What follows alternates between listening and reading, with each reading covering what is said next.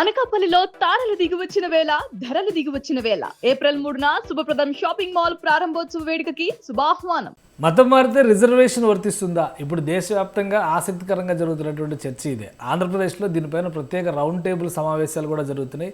మతం మారిన వారికి రిజర్వేషన్ విషయంలో కొంత అన్యాయం జరుగుతుందనేటువంటి విమర్శలు వినిపిస్తున్నాయి. ఏకంగా సుప్రీంకోర్టు జడ్జిమెంట్ని కూడా ప్రశ్నిస్తున్న వాళ్ళు ఉన్నారు. అసలు ఏం జరుగుతుంది ఈ వ్యవహారంలో తెలుసుకునే ప్రయత్నం చేద్దాం. మనతో పాటు సీనియర్ అడ్వకేట్ బత్తుల రామకోటయ్య గారు ఉన్నారు.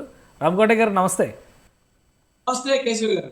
రామకోటయ్య గారు, రెండు విషయాలు ఆంధ్రప్రదేశ్లో బాగా హాట్ టాపిక్గా మారుతున్నాయి. కమ్యూనిటీ వైజ్గా చూస్తే, అంటే కులాల వారీగా చూస్తే, అలానే రిజర్వేషన్ల వారీగా చూస్తే, కేంద్రం అంటే సుప్రీంకోర్టు ఇచ్చినటువంటి ఒక ఆర్డర్ని పట్టుకొని మతం మారిన వారికి రిజర్వేషన్ వర్తించదు. దీనిపైన పార్టీలు రాజకీయ సమావేశాలు కూడా నిర్వహిస్తున్నాయి. దళిత క్రిస్టియన్లకు అన్యాయం జరుగుతుందని. అంటే ఇది ఒక ఆంధ్రప్రదేశ్కి సంబంధించిన సమస్య కాదు, వాస్తవానికి దేశం అంతటికి సంబంధించినటువంటి అంశం అవుతుంది. బట్ ఏపీలో మాత్రం చాలా యాక్టివిజం ఎక్కువ ఉంది దీనికి సంబంధించి. ఏం చెప్తారు? దీని గురించి మనం వెళ్ళాలంటే ఇన్సిడెంట్ కూడా ఏపీలోనే జరిగింది. మనకి 2021 జనవరి 24న కొత్తపాలెం గ్రామము బాపట్ల జిల్లాలో ఒక ఆనంద్ సిహెచ్ ఆనంద్ అనే అతను ప్రార్థన చేసుకుని వస్తుంటే మన మీద రామిరెడ్డి మరియు నాగార్జున రెడ్డి, మణికేశ్వర రెడ్డి, వెంకటేశ్వర రెడ్డి, వెంకటారెడ్డి అనేవాడు దాడి చేశారని కులపరంగా దూషించారని చెప్పి ఆయన ఒక కేసు నమోదు చేస్తారని ఆయన వాళ్ళ మీద రిపోర్ట్ ఇస్తారు. దాన్ని షార్ట్ షీట్ దాఖలు చేసినటువంటి కోర్టు ఎస్సీ ఎస్టీ యాక్ట్ కింద కేసుని నమోదు చేస్తారు అన్నమాట. 1989 చట్టం కింద ఈ నమోదు చేసినాక దాన్ని వాళ్ళు ముద్దాయిలు ఎవరైతే ఉన్నారో రెడ్డి సామాజిక వర్గానికి చెందినటువంటి రామిరెడ్డి కానీ, వెంకటరామిరెడ్డి కానీ, వెంకటరెడ్డి కానీ, అదేవిధంగా నాగార్జున రెడ్డి అందరికీ కూడా 482 సిఆర్పిసి కింద క్వాష్ అడుగుతారు. ఎవరైతే డిటెక్టివ్ కంప్లైంట్ ఉన్నారో వారు క్రిస్టియన్, ఆయన ఎస్సీ కాదు కనుక ఈ ఎస్సీ ఎస్టీ యాక్ట్ అనేది మా మీద అసలుకి వర్తించదు, వీళ్ళకి పాస్ చేయాలని చెప్పింది. దాన్ని ఆ రోజు ఆంధ్రప్రదేశ్ హైకోర్టు పాస్ చేసింది. దాని మీద సుప్రీంకోర్టులో ఆయన ఛాలెంజ్ చేస్తుంది. అది మన జడ్జిమెంట్ కూడా ఏప్రిల్ 30, 2025 వచ్చింది. తర్వాత ఇక్కడ వచ్చేటప్పటికి దీని మీద దిసభ్య ధర్మాసనం ప్రశాంత్ మిశ్రా, అదే విధంగా మన్మోహన్ ధర్మాసనం నిన్న మనకి మంగళవారం తీర్పు, అంటే మార్చి 24, 2026న తీర్పు చెప్తుంది. యాక్చువల్ గా ఈ ఆర్గ్యుమెంట్స్ అన్ని కూడా ఆగస్టు 26కి కంక్లూడ్ అయిపోయింది. అయినా కానీ రిజర్వ్ చేసి ఈరోజు మన మంగళవారం లాస్ట్ వీక్ లో తీర్పు చెప్పడం జరిగింది. అయితే ఈ తీర్పులో ఉన్నటువంటి రాజ్యాంగపరమైన అంశాలు, మతానికి సంబంధించిన అంశాలని కొన్నిటిని కూడా ఆసక్తికరంగా సుప్రీంకోర్టు చెప్పడం జరిగింది. మనకి 1950 ఆర్డర్ లో క్లాస్ 3 అని వచ్చిందన్నమాట. షెడ్యూల్ కులాలకు సంబంధించి 3 విషయాలు చెప్తా ఉంటారు. ఒకటి, హిందూ మతంలో ఉన్నటువంటి ఎవరైనా వ్యక్తులు, అదే విధంగా బౌద్ధ మతానికి సంబంధించిన వ్యక్తులు 1956 ప్రకారం కానీ, 1990 ప్రకారం సిక్కులు కానీ, ఈ 3 మతాలకు సంబంధించినటువంటి ఎవరైతే వ్యక్తులు ఉన్నారో వాళ్ళని ఎస్సీలుగా పరిగణిస్తాము. వాళ్ళు కనుక హిందూ, బౌద్ధ, క్రిస్టియన్స్ మతంలోంచి ఇతర మతాల్లోకి పోయినప్పుడు వాళ్ళకి ఈ యాక్ట్ వర్తించదు అని చెప్తారు. ఎందుకు వర్తించదు అంటే, ఇది భారతదేశంలో ఒకసారి మనం కనుక సనాతన ధర్మంలోకి వెళ్తే, హిందూ దేశంలో అంటే హిందూ సాంప్రదాయంలో కానీ, హిందూ సమాజంలో కానీ ఉన్నారు ఎస్సీలు అందరూ కూడా, ఎస్సీ సామాజిక వర్గానికి సంబంధించిన మొత్తం కూడా. అప్పటికి క్రిస్టియన్ మతం అనేది రాలా.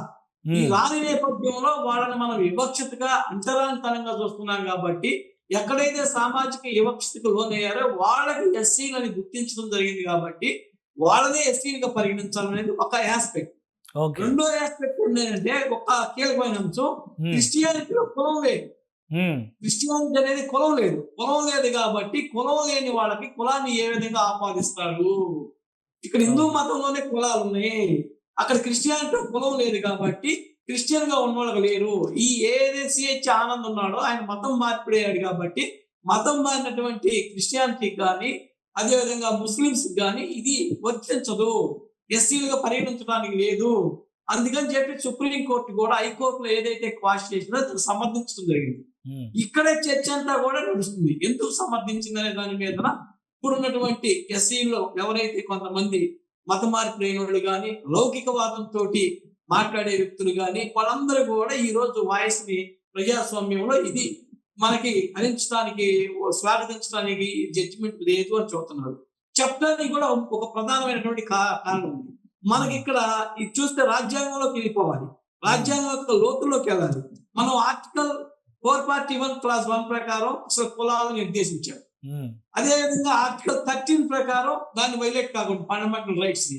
ఈ రెండింటికి కూడా మనకి కేశవానంద భారతి కేసు కానివ్వండి, ఎస్ఆర్ బొమ్మాయి కేసు కానివ్వండి, మనకు చెప్పినటువంటి చారిత్రాత్మక తీర్పు ఏంటంటే బేసిక్ స్ట్రక్చర్ ఏదైతే ఉందో దాన్ని వైలేట్ కాకుండా నువ్వు ఏ జడ్జిమెంట్ అని చెప్పొచ్చు, ఎక్కడైనా అమెండ్మెంట్ చేయొచ్చు పార్లమెంట్ తీర్పులు కూడా దానికి లోబడి చెప్పాలా. బేసిక్ స్ట్రక్చర్ అంటే ఏంటి అనేది, ప్రియాంబుల్ అంటే ఏంటి అది మన కేశవానంద భారతి కేసులు చెప్పారు. మన 1976లో లౌకికవాదం అనేది 42వ రాజ్యాంగ సవరణ ద్వారా చేశారు. లౌకికవాదం అంటే ఒక రాజ్యానికి, ఒక స్టేట్ కి, ఏదైతే దేశానికి ఏ మతం పట్ల ప్రేమ గాని పక్షపాతం గాని ఉండదు, తటస్థ వైఖరిగా ఉండాలి. ఈ తటస్థ వైఖరిగా ఉండాలన్నప్పుడు మనకు భారత రాజ్యాంగంలో ఆర్టికల్ 25 నుంచి 28 వరకు కూడా మత స్వేచ్ఛని అంగీకరిస్తుంది. మరి ఏ మతాన్నైనా మనం పూజించవచ్చు, ఏ మతాన్ని అయినా మనం స్వీకరించవచ్చు అన్నప్పుడు మేము అంటరాంతనాన్ని బేసిక్ గా మాకు చేసుకున్నప్పుడు మాకెందుకు ఈ మతాన్ని మార్పిడి చేస్తే ఎస్సీ రిజర్వేషన్ తీసేస్తారు అనే దగ్గర ఇక్కడ చర్చ మొత్తం కూడా నడుస్తుంది కేసు. అవును, ఇప్పుడు అదే షర్మిల గారు కూడా కాంగ్రెస్ పార్టీ తరఫున ఒక రౌండ్ టేబుల్ సమావేశం ఆర్గనైజ్ చేశారు ఆంధ్రప్రదేశ్లో. బేసిక్ స్ట్రక్చర్ అని మీరు ఏదైతే అన్నారో 1950లో ఇచ్చినటువంటి ఆర్డర్ను కూడా వ్యతిరేకిస్తున్నారు, సుప్రీంకోర్టు ఇచ్చినటువంటి రూలింగ్స్ను కూడా వ్యతిరేకిస్తున్నారు, ఇవన్నీ మార్చాల్సిన అవసరం ఉంది అంటున్నారు. నిజంగా అలాంటి పాసిబిలిటీస్ ఉన్నాయా? ఈ 77 ఏళ్లలో ఎప్పుడు లేని చర్చ ఇప్పుడు కొత్తగా ఆంధ్రప్రదేశ్లో జరిగినటువంటి ఒక ఇన్సిడెంట్, ఒక కేసు నుంచి ఎందుకు చర్చగా మారింది అది? ఇప్పుడు మనకి ఇది నిజంగా చెప్పాలంటే డిబేటబుల్ జడ్జిమెంట్. ఒక పక్క లౌకికవాదాన్ని భారతదేశం మనం రాజ్యాంగం ప్రియాంబుల్లో 42వ రాజ్యాంగ సవరణ ద్వారా లౌకికవాద భారతదేశం మనం చెప్పుకున్నప్పుడు లౌకికవాదం అంటే సో అంటే ఇప్పుడు మీరు ఇప్పుడు ఆ చర్చ తీసుకొచ్చినప్పుడు 42వ రాజ్యాంగ సవరణ ద్వారా లౌకిక అనే పదం వచ్చింది కానీ ఇప్పుడు తీసేస్తా ఉంటారు, ఎందుకంటే బేసిక్ స్ట్రక్చర్కి విభిన్నంగా ఉందని చెప్పి ఇది అంటున్నారు కదా. ఇప్పుడు ఈ నిర్ణయం జరిగితే అది ఇంకొక వివాదానికి దారి తీసేటువంటి అవకాశం ఉంటుంది. అసలు దళిత క్రిస్టియన్లు అనేది క్రిస్టియానిటీలో కులమే లేదన్నారు మీరు. సో ఇప్పుడు దళిత క్రిస్టియన్లు అనేటువంటివి వారి హక్కులు, వారిని కాపాడడం, ఆ దిశగా కాంగ్రెస్ పార్టీ నిలబడడం. ఇప్పుడు ఆంధ్రప్రదేశ్లో ఈ వర్గ చర్చ ఎక్కువ నడుస్తుంది. మొన్న ఆకివీడులో ఒక ఇన్సిడెంట్ జరిగింది, అక్కడ కూడా మళ్ళీ కుల ప్రస్తావన, మత ప్రస్తావన ఇవన్నీ తీసుకొచ్చారు. ఏదైతే రాజ్యాంగం మాకు స్ఫూర్తి అంటున్నారో అదే రాజ్యాంగానికి విరుద్ధంగా ప్రవర్తిస్తున్నటువంటి వైఖరిని ఏ విధంగా చూడాలి? భారతదేశం అనేది వివిధ కులాలు, వివిధ మతాలు, వివిధ ప్రాంతాలు, వివిధ అభిప్రాయాలకి ఏకత్వంలో భిన్నత్వంలో నుంచి ఏకత్వం సాధించినటువంటి రాజ్యం అనేది మనకు తెలుసు. ఈ భిన్నత్వంలో ఏకత్వాన్ని సాధించేటప్పుడు అసలు మనకి ఆర్టికల్ 341 ప్రకారం కులం గురించే చర్చించారు. అక్కడెక్కడా కూడా ఆర్టికల్ 341 క్లాస్ 1లో కుల ప్రాతిపదిక మీదనే రిజర్వేషన్స్ ఎస్సీ అనే కానీ ఎస్సీ అనే షెడ్యూల్ క్యాస్ట్ గురించి మాట్లాడటం జరిగింది.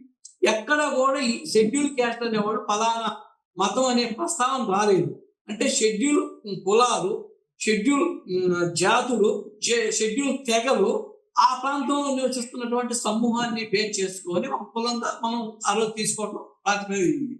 ఎందుకు వచ్చింది ఇది? మనకు పూర్వం భారతదేశంలో ఒక కులాన్ని ప్రపంచంలో ఎక్కడా లేదు కేశవ్ గారు. అంటరాంతనం అనేది ఒక్క భారతదేశంలో అంటరాంతనం, అన్టచబిలిటీ. డాక్టర్ బిఆర్ అంబేద్కర్ గారు కూడా అసలు ఈ అన్టచబిలిటీ మీద ఆయన పోరాటం చేశాడు. అందుకని మనకి రాజ్యాంగంలో కూడా ఆర్టికల్ కూడా ఫండమెంటల్ రైట్స్ లో ఈ ఆర్టికల్ కూడా పొందుపరిచారు అన్టచబిలిటీ. అందుకని ఈ అన్టచబిలిటీ మీద మిగతా మీరు అమెరికా పోయారనుకోండి, జాతి నల్లోళ్ళు తెల్లోళ్ళు అనేటటువంటి ఏరియేషన్ తోటి, ఇంకోసారి పోతే ఇస్లాం మతం, అదే విధంగా క్రిస్టియన్స్ అనేది ఉంటుంది. ఇంకోసారికి వెళ్తే ఇస్లాం మతంలోనే షియాలు సున్నీలు అనే గొడవ ఉంటుంది.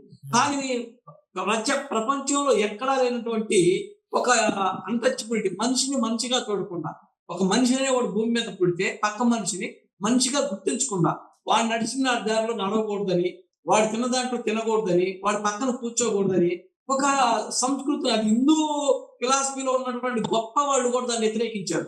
ఎవరు మనం చూసుకుంటే ఆయన తొలగమంటే ఎవరిని తొలగమంటావా, ఆత్మ తొలగమంటావా, పరమాత్మ తొలగమంటావా అని ప్రశ్నించినటువంటి హిందూ ఫిలాసఫీస్ కూడా మనకి ఆది శంకరాచార్యుల దగ్గర నుంచి భిన్నత ఉంది. అవును, ఆ, కానీ ఆదిశంకర కానీ ఇప్పుడు అసలు చట్టం ఏం చెప్తుంది, మళ్ళీ రాజ్యాంగం ఏం చెప్తుంది? చట్టం వర్సెస్ రాజ్యాంగం అనే డిస్కషన్ తీసుకొస్తున్నారు కదా, దీనికి ఏంటి పరిష్కారం? సుప్రీంకోర్టు ఇచ్చిన జడ్జిమెంట్ పైన కూడా ఈ రివ్యూలు ఇలాంటి డిస్కషన్స్ జరిగినప్పుడు దీన్ని పరిగణలోకి తీసుకునేటువంటి అవకాశం ఉంటుందా? అంటే ఇక్కడ ఇక్కడ ఇక్కడ కీలకమైన పాయింట్ వస్తుంది. ఒక వ్యక్తి పుట్టుకతో వచ్చేది ఏంటి మన భారతదేశంలో? కులం. ఆ పుట్టిన వ్యక్తికి ఈ కులాన్ని మనం ఆపాదిస్తాం. అతనికే తెలియకుండా కులం వస్తుందన్నమాట. ఈ కులం నుంచి వచ్చినాక ఆ వ్యక్తికి భారత రాజ్యాంగం ఇచ్చిన స్వేచ్ఛ ఏంటి? ఏ మతాన్నైనా స్వీకరించవచ్చు, ఏదైనా మీరు చదువుకోవచ్చు, దేన్నైనా మీరు ఆచరించవచ్చు. అదే లౌకికవాదం. ఇప్పుడు ఆ వ్యక్తి ఆ క్రిస్టియానిటీలో ఉన్నంత మాత్రమే కులం ఎక్కడ పోతుంది. ఇప్పుడు ఒక వాదం, నేను పుట్టిన కులం ఎక్కడ పోతుంది, నాకంటే క్రిస్టియానిటీలోకి వస్తే నా కులం పోతుందా అనేది. వాస్తవంగా తీర్పు చెప్పింది ఏంటి? మీరు ఏదైతే పుట్టుకతో ఉన్నారో ఈ మనకి ఆర్డర్ ఉంది కదా, మనకి 1950లో ఇచ్చినటువంటి ఆర్డర్ ప్రకారం ఈ 3 కేటగిరీలకే మీరు ఉంటేనే ఎస్సీ వస్తుంది. ఈ 3 కేటగిరీలు కూడా 3 సార్లు, ఫస్ట్ వచ్చి హిందువులకే ఇచ్చారు 50లో, తర్వాత 56 వచ్చేటప్పటికి బుద్ధులకి ఇచ్చారు, 90లో వచ్చేటప్పటికి సిక్కులకి ఇచ్చారు. ఈ 3 కేటగిరీలని పరిధిని మించి ఏ మతంలో మీరు ఉన్నా కానీ మీరు ఈ యొక్క హిందూ ఎస్సీ అనే దాన్ని మీరు ఆపాదించడానికి లేదు. మీరు ఎస్సీలోకి రారు. అంటే ఒకటి ఇప్పుడు అంబేద్కర్ గారు కూడా భారతీయ మతాలు అనేటువంటి ప్రస్తావన ఒకటి చేశారు ఆయన. భారతీయ మతాలు, విదేశీ మతాలు. క్రిస్టియానిటీలోకి వెళ్ళాలంటే ఆయన చివరి రోజుల్లో బుద్ధిజాన్ని స్వీకరించడానికి కూడా ఆయన చెప్పిన రీజన్ అదే. ఎప్పుడైతే ఈ దేశపు మతం కాని మతాన్ని నువ్వు ఆచరిస్తావో ఈ దేశం మీద ప్రేమ చచ్చిపోద్ది అని చెప్తారు ఆయన. ఆ లెక్కను చూసినప్పుడు ఏవైతే దేశీయ మతాలుగా ఉన్నాయో వాటిలో మాత్రమే అంటరానితనం అనే అంశాన్ని మనం చూడాల్సిన అవసరం ఉంటుంది. విదేశీ మతాలను అనుసరించే వాటికి ఇది వర్తించదు అనేది ఒక విశ్లేషణ వినిపిస్తుంది. ఇది యాక్సెప్టబుల్ ఇది రాజ్యాంగం పరంగా కానీ చట్టాల పరంగా కానీ? అద్భుతంగా మీ అపారమైనటువంటి పరిజ్ఞానానికి నిజంగా నేను ఈ కితాబ్ ఇవ్వాలి, మీ జోహార్ నిజంగా. ఎందుకంటే డాక్టర్ బిఆర్ అంబేద్కర్ గారు రాసినటువంటి బుక్ నేను చదివాను.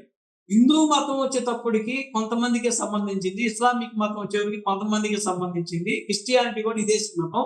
నేను అందుకని సర్వమాన సమానత్వం కోసం, శాంతి కోసం బౌద్ధాన్ని స్వీకరించాను అంటారు. నిజంగా ఆ రోజు బౌద్ధ మతం అనేది మనిషిని మనిషిగా చూడమని, సమానత్వం కోసం ఆయన ఏదైతే article 14 of the Indian constitution పెట్టారో all are equal before the law, ఆ బౌద్ధ మతం నుంచి తీసుకొచ్చింది ఆయన. అందుకని మనకు అశోకుడు కూడా బౌద్ధ మతాన్ని ఆశ్రయించాడు. కానీ బౌద్ధ మతం దానికి కూడా మళ్ళా హిందూ మతం రంగులు పులిమారు. ఎక్కడైతే మళ్ళా ఇది వాస్తవానికి బయటకు వచ్చి జనాలు మళ్ళా హిందూ మతం నుంచి బౌద్ధ మతంలోకి వెళ్తారని, బౌద్ధ మతం అనేది మతం కాదు, అదొక ఫిలాసఫీ. ఆ ఫిలాసఫీని ఆయన ముందు చూపుతోటి నేను ఇందాక చెప్పినట్లు భారతదేశం వివిధ కులాలు, వివిధ మతాలు, వివిధ ప్రాంతాలు భిన్నత్వంలో ఏకత్వం సాధించాలంటే అందరి మధ్య సమానత్వం కావాలి కాబట్టి, సౌభ్రాతత్వం కావాలి కాబట్టి బౌద్ధ మతాన్ని ఆయన ఆశ్రయించారు. ఈ రోజు ఎవరైతే అంబేద్కర్ వాదాన్ని భుజానికి ఎత్తుకుంటారో, అంబేద్కర్ రిజర్వేషన్ ఎవరైతే పొందుతారో వాళ్ళందరూ క్రిస్టియాని మతానికి వెళ్ళి అంబేద్కర్ భావజాలను చెప్పకూడదు. ఎందుకంటే అంబేద్కర్ చెప్పిందే బౌద్ధం. ఆ బౌద్ధ మతాన్ని మనకి ప్రజాస్వామ్యంలో ఎన్టీ రామారావు గారు కూడా ఆశ్రయించారు. మీరు ఒకసారి చూసినట్లయితే ఆయన కాషాయం ధరించి నేను బౌద్ధ మతం అనేది మతం కాదు, ఒక మాట చెప్పాలంటే మతాన్ని రంగు పూశారు. కానీ ఆ ఫిలాసఫీ అంటే ఎవరైనా సమానమే మన రాజ్యాంగం దృష్టిలో కానీ మన దృష్టిలో కానీ. అది నిజంగా మీరు మంచి పాయింట్ చెప్పారు. ఆయన క్రిస్టియానిటీకి వ్యతిరేకమే, అట్లా హిందూ మతానికి కూడా వ్యతిరేకమే, అట్లా ఇస్లామిక్ మతానికి కూడా వ్యతిరేకమే. అందుకని సమానత్వం కోసం బౌద్ధాన్ని తీసుకున్నారు. కాబట్టి అయితే మనకి నేను ఇచ్చినటువంటి యాక్ట్ 1950 యాక్ట్ బౌద్ధం అన్ని కూడా ఎవరైనా ఆచరించిన, హిందూ మతం నుంచి బౌద్ధ మతంలోకి వెళ్ళినప్పటికీ, హిందూ మతం నుంచి సిక్కు మతంలోకి వెళ్ళినప్పటికీ కూడా ఈళ్ళకి ఎస్సీలు గానే వస్తుంది. ఇప్పుడు మన పంజాబ్ ముఖ్యమంత్రి గారు ఉన్నారు, ఆయన సిక్కే, ఆయన ఎస్సీ. చాలా మందికి తెలుసలేదు, కానీ ఆయన సింగ్ అనుకుంటారు. అందుకని ఆయన ఎస్సీనే క్లెయిమ్ చేస్తున్నారు. అందుకని మనకు రాజ్యాంగం ప్రొవైడ్ చేసినటువంటి దీని ప్రకారం ఆ తీర్పు చెప్పారు. కాబట్టి ఇంకా మూలాల్లోకి వెళ్తే రేపు కాన్స్టిట్యూషనల్ బెంచ్కి వెళ్ళినప్పుడు నేను ఇందాక చెప్పినట్టు వెళ్ళే అవకాశం ఉంటుందా? ఆంధ్రప్రదేశ్లోనే దీనిపైన ఎక్కువ చర్చ నడుస్తుంది కాబట్టి మళ్ళీ ఇది కాన్స్టిట్యూషనల్ బెంచ్ దాకా రిఫర్ చేసేటువంటి అవకాశం ఉంటుందా? ఖచ్చితంగా వెళ్ళాల్సిన కేసు, ఖచ్చితంగా 100% వెళ్ళాల్సిన కేసు. ఎందుకంటే మనకి కేశవానంద భారతి కేసు అలా వచ్చిందే, ఎస్ఆర్ బొంబాయి కేసు అలా వచ్చిందే. ఎందుకంటే ఎక్కడైతే ఫండమెంటల్ రైట్స్ ప్రజలకి అక్కడ, ఇప్పుడు నేను ఇందాక చెప్పినది ఆర్టికల్ 13 ఏమంటారు, ప్రాథమిక హక్కులను హరించేది, ప్రాథమిక హక్కులను తగ్గించేది ఏ చర్య చట్టే అది చట్టం కాదు. రైట్. దాన్ని క్వశ్చన్ చేయాల్సింది.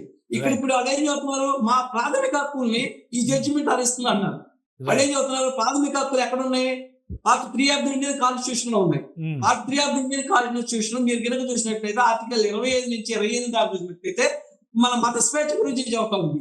అప్పుడు మతం అనేది మతానికి సంబంధించి ఒక వ్యక్తి ఈ కేసులో కూడా అంతే, ఆనంద్ మారుతాడు, దశాబ్దాల క్రితం మారుతాడు. మారినప్పుడు కుల ప్రాతిపదిక తీసుకోవాలా, మత ప్రాతిపదిక తీసుకోవాలా, అతను మతానికి ముందు వదిలేయాలా, మతాన్ని అతను పక్కకి వెళ్ళిపోకుండా, అదే క్రిస్టియానిటీ మతం లేదు కాబట్టి ఈ మతాన్ని అడాప్ట్ చేయడానికి లేదు అని జడ్జిమెంట్ కాన్స్టిట్యూషన్ బెంచి ఆమోదిస్తున్నా లేదా లేదనేది రేపు కాన్స్టిట్యూషన్ బెంచి జడ్జిమెంట్ చెప్పేదాకా కూడా ఈ జడ్జిమెంట్ మీద మనం పూర్తిగా సమర్థించలేము. అట్లని కాదండి. రైట్. థ్యాంక్ యూ రామగౌడ గారు విశ్లేషణ అందించినందుకు. ఇది ఆంధ్రప్రదేశ్లో మరొక కొత్త ఉద్యమం దిశగా మరలేటువంటి అవకాశం కల్పిస్తుంది. దళిత క్రిస్టియన్ల హక్కుల విషయంలో జరుగుతున్నటువంటి చర్చ ఇది కాన్స్టిట్యూషనల్ బెంచ్ వరకు వెళ్లాల్సినటువంటి కేసుగా కనిపిస్తుందని రామగౌడ గారు విశ్లేషిస్తున్నారు. రాబోయే రోజుల్లో ఏం జరుగుతుందో చూడాలి. ఇది స్పెషల్ డిస్కషన్. Keep watching.